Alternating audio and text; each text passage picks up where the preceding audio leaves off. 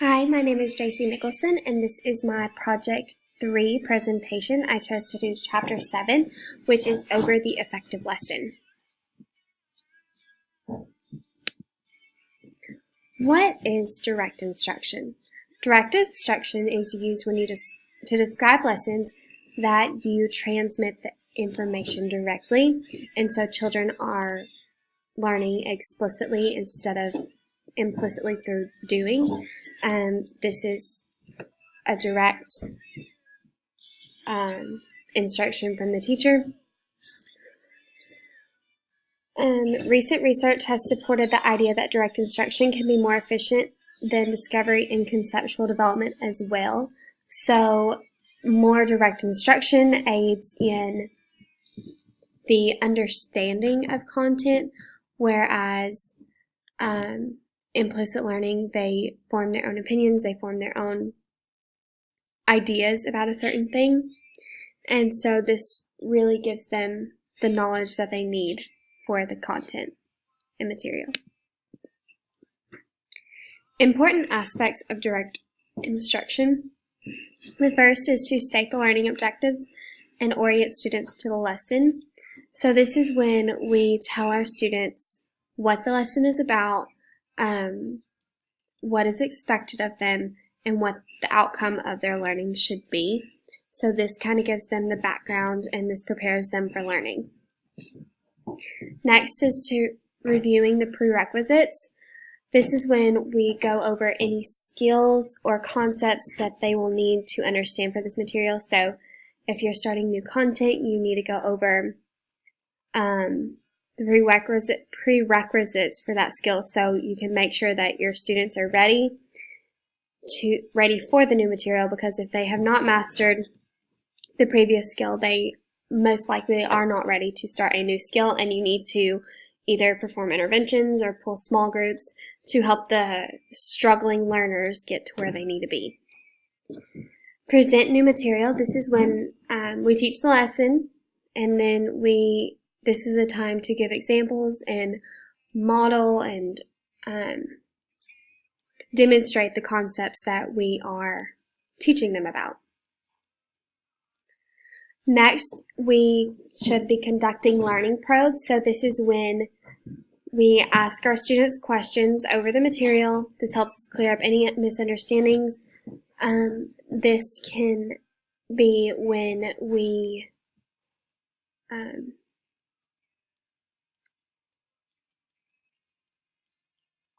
conduct quick checks to make sure that our students are getting it quickly and that they're getting it correctly.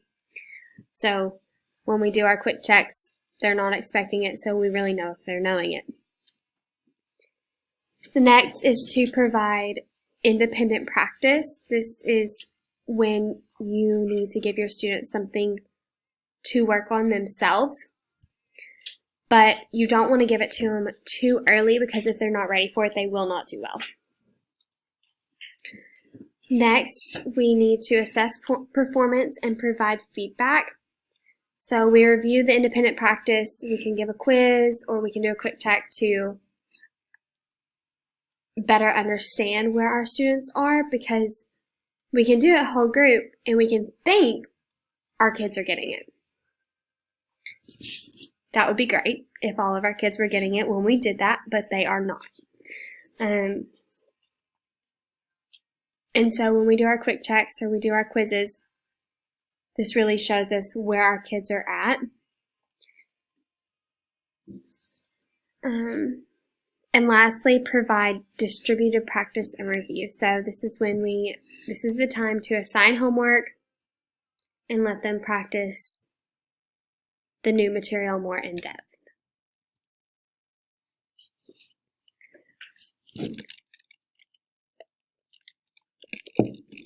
State learning objectives and orient students to the lesson. I know I've already gone through this, but I'm going to add more to it. So, like I said, this is when you introduce the new material and you give them kind of a background on why they're doing it, what they're about to learn, the outcomes that are expected of them.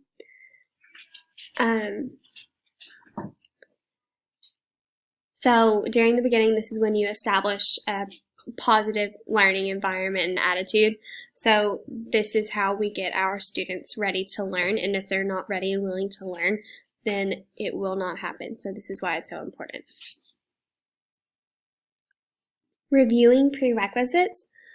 Like I said earlier, this is when you have to see if your students have mastered the previous skill, or if you need to go back and reteach, pull small groups, because odds are if they have not mastered the skill that they were supposed to have previously, they're not going to do well on the new content. I have some struggling learners right now, and it's stuff from the beginning of the year that they're still struggling with, and it is so hard to get them caught up because they're just not getting it. So it's so important for them to get the prerequisites for them. It's important for them to get the prerequisites and to understand what's going on. This can be accomplished by asking questions about information that they've already learned, about quick checks. This can be a quick quiz. It doesn't have to be for a grade. It can just be 5 questions to see where they're at, what they remember, what topics you need to reteach. Present new material. So lessons should be organized and they should be clear and concise. So if we are rambling and babbling, the kids are going to get lost and confused, and that is the last thing that we want. We also want to emphasize the most important elements of the material. So they need to know this is important. What is about to come out of my mouth, you really, really, really have to know. So then when teaching a lesson, clarity is very important. I've already said this, if you're rambling or babbling, then they get lost or forget what the main point is, and it just becomes a chaotic mess. We as teachers also have to demonstrate and model the information we give to our students. So if the students are given information without context, they can have a hard time understanding what the point of it is and why they have to learn it. So it is very important to give them a context in which they can use the information. So like for my kids, I teach kindergarten, and so we're focusing on rhyming and letters and sounds and that kind of thing. And so when we have books, the kids are like, we've learned that letter. I know that sound. And so we will sound out words and all this and that, but they really like to have a context about what we are learning. Lastly, it's important to make new material exciting and fun to learn, because if they're bored, they're going to act up. That's just the simple truth. If they get bored, they already know what's going on. They know all the stuff that we're learning. There will be behavior problems. So we have to make new material exciting and fun, but we also need to be engaging as well. Conducting learning probes. Learning probes refer to any way of asking for student responses. So a quick check, an oral quiz, a written quiz. On the playground, my kids like to hang out with me. I don't know. So whoever's with me, I'll just randomly ask, hey, what's this?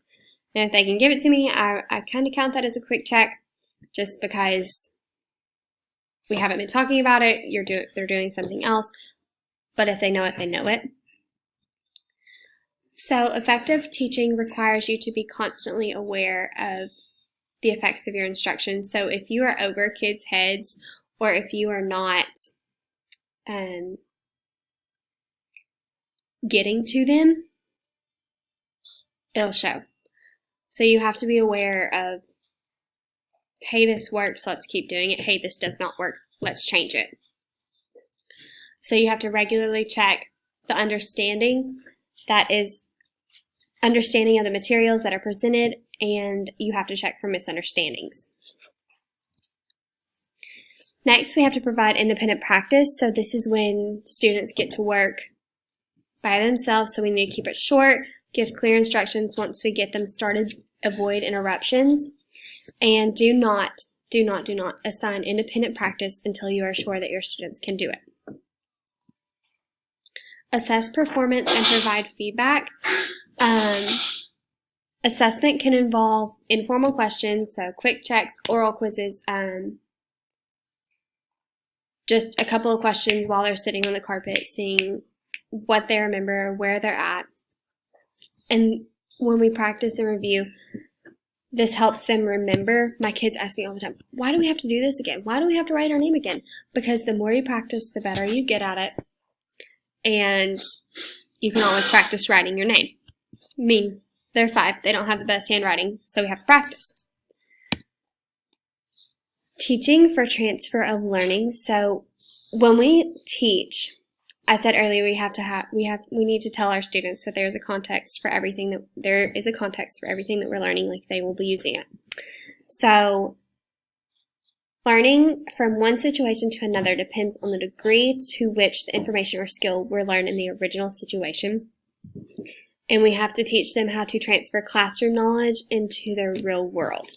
So we do 3D shapes, and I tell my kids about real life objects that is a cylinder, is a sphere, is a cube, is a cone. And so I try really, really hard to help them make real world connections to what we are learning.